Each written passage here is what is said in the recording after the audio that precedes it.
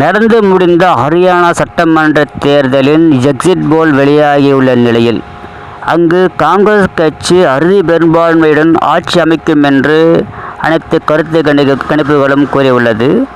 10 ஆண்டுகள் ஆட்சியில் இருந்த பாரதிய ஜனதா கட்சிக்கு படுதோல்வி ஏற்படும் என்று கூறப்பட்ட நிலையில், 90 இடங்களை கொண்ட ஹரியானா சட்டசபையில் காங்கிரஸ் கட்சிக்கு 55 முதல் 60 இடங்கள் வரை கிடைக்கும் என்றும், பாரதிய ஜனதாவிற்கு 22 முதல் 30 இடங்கள் மட்டுமே கிடைக்கும் என்று கருத்து கணிப்புகள் கூறி வருகின்ற நிலையில், கருத்து கணிப்பு நிறுவனங்களான சி வோட்டர், பீப்புள் பிளஸ் போன்ற கருத்து கணிப்பு நிறுவனங்கள் தங்களது கருத்து கணிப்புகளை வெளியிட்டுள்ள நிலையில், அனைத்து கருத்து கணிப்புகளுமே காங்கிரஸ் கட்சிக்கு சாதகமாகவே உள்ளது.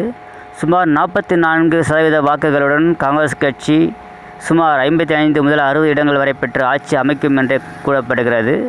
கட்சியின் தலைவர் ஹூடா மீண்டும் முதல்வராவாரா? செல்வி சைலஜா அவருடன் போட்டி போடுவார் என்று எதிர்பார்க்கப்படுகிறது. தொடர்ந்து 10 ஆண்டுகள் ஆட்சியில் இருந்த பிஜேபி படுதோல்வி அடைவதை தொடர்ந்து அங்கு மோடியின் செல்வாக்கு குறைந்ததாகவே காணப்படுகிறது. இது பிஜேபியின் மத்தியில் பெரும் கலக்கத்தை ஏற்படுத்தியுள்ளது. அதே வேளையில் ஜம்மு காஷ்மீர் தேர்தலிலும் பிஜேபி தோல்வி சந்திக்கும் நிலையிலே உள்ளது. அங்கும் தேசிய மாநாடு காங்கிரஸ் கூட்டணி ஆட்சி அமைக்கும் என்றே அனைத்து கருத்து கணிப்புகளும் கூறி வருகிறது.